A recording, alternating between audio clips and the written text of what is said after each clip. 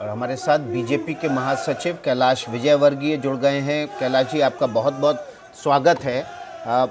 लगातार Hanuman Chalisa, loud speaker, मंदिर विध्वंस, मस्जिद विध्वंस, इसको लेकर सवाल उठ रहे हैं और देश में जो राजनीति है मंदिर, लाउड स्पीकर, अजान, नमाज, चालीसा के आसपास घूम रही है।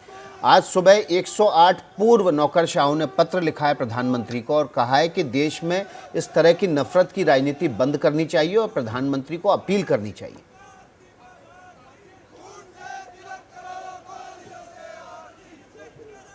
देखिए, कुल मिलाकर यदि आप देखेंगे तो ये 5 राज्यों के चुनाव हुए और 4 में भारतीय जनता पार्टी की बढ़त हुई। उसके बाद में विपक्ष में एक निराशा आई है और वो एक देश के अंदर इस प्रकार का वातावरण बनाना चाहते हैं, क्योंकि आप जानते हैं कि भारत की प्रतिष्ठा सारे विश्व में एकदम बड़ी है।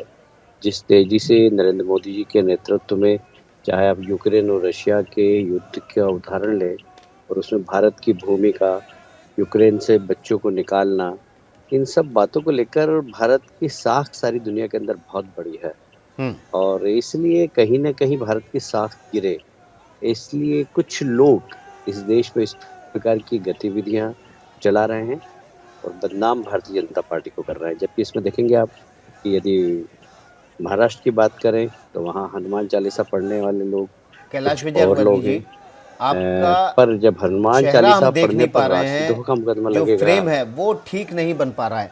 थोड़ा सा अगर कैमरा आप अगर दूर करेंगे, मुझे हमें पता है कि आप यात्रा कर रहे हैं और उस दौरान लाइव बड़ा मुश्किल होता है, तो हम आपका चेहरा ठीक से देख पाएंगे। जी, अपनी बात जारी रखें, अब ठीक है।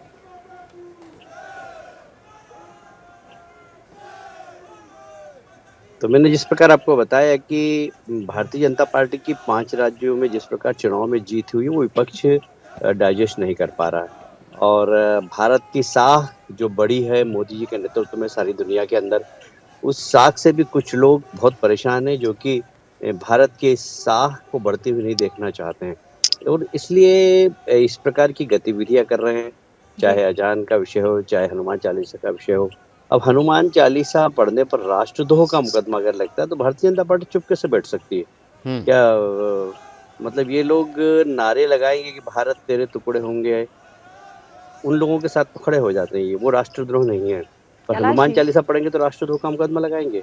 तो यदि इस प्रकार का कृत्य करेगा कोई भी दल, तो मैं समझता हूँ कि भारतीय जनता पार्टी पे चुप थोड़ी बैठेगी। कैलाश और जी, भारतीय अलवर जनता में जो पार्टी का कुछ एजेंडा हुआ डेवलपमेंट है, हम डेवलपमेंट उसमें में लेकर विश्वास आरोप करते और हैं प्रत्यारोप और आप देख रहे हैं बीजेपी और कांग्रेस यानी राज्य सरकार, मतलब आप दोनों एक दूसरे पर आरोप लगा रहे हैं। यही नहीं तय हो पा रहा है कि आखिर ये कार्रवाई हुई किसकी तरफ से, और माहौल इतना गर्म है कि आज आप लोगों की तरफ से वहां पर विरोध मार्च भी निकाला जा रहा है।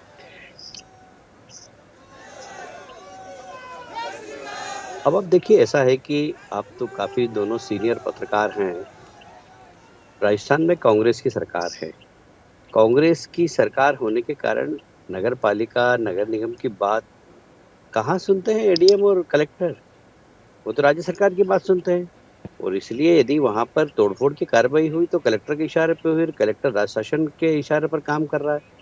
वहाँ विपक्ष की तो बात कोई थानेदार नहीं सुन रहा, आप तो लेकिन कैलाश एडीएम और कलेक्टर विजयवर्गीय जी, की बात ऐसा कर नहीं रहे हैं। लगता है कि जो योगी जब मॉडल है वो ज्यादा थानेदार बात अच्छा नहीं है? सुनते हैं ना तो रहेगा वहाँ पे बांस इतनी ना बड़ी बजेगी गतिविधि हो बांसुरी, रही है। मंदिर से भी लाउड स्पीकर हटा लो, मस्जिद से भी लाउड स्पीकर हटा लो।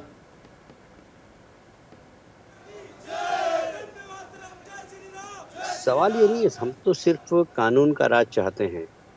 यदि अजान की बात भी है तो ये हाईकोर्ट का निर्णय है, हाईकोर्ट का निर्णय का पालन करें, सब राज्य करें। उसमें क्या है, जब हाईकोर्ट ने कहा है कि इतने डेसिबल तक बजना चाहिए, उससे ज्यादा बजता है तो वह कानून जी, के विरुद्ध है, तो उसका पालन करें। अब वो भी नहीं करेंगे, अगर तुष्टिकरण की नीति इतनी हावी हो जाए कि आप हाईकोर्ट के निर्णय का पालन नहीं करें, तो मैं समझता हूँ फिर तो विचार करने वाली बात है। तो कुल मिलाकर कानून का राज होना चाहिए। हमारा ऐसा कहना है कि कानून के अलावा किसी की भी नहीं चलना चाहिए, चाहे वो हिंदू हो चाहे मुसलमान हो। ठीक है। तो कानून के राज की हम बात कर रहे हैं। यदि महाराष्ट्र में भी वहाँ पर भारतीय जनता पार्टी बोल रही है तो कानून का राज होना चाहिए। अब आप सिर्फ लोगों को खुश करने के लिए कानून, लॉ एंड ऑर्डर बिगड़ने दें, तो ये समझता हूँ कि एक तो गुड गवर्नेंस थोड़ी है। ठीक है कैलाश जी, बहुत शुक्रिया आपका हमारे साथ जुड़ने के लिए और इस बातचीत के लिए। कैलाश विजयवर्गीय को आप सुन रहे थे, जो कह रहे थे देश भर में तुष्टीकरण की राजनीति हो रही है।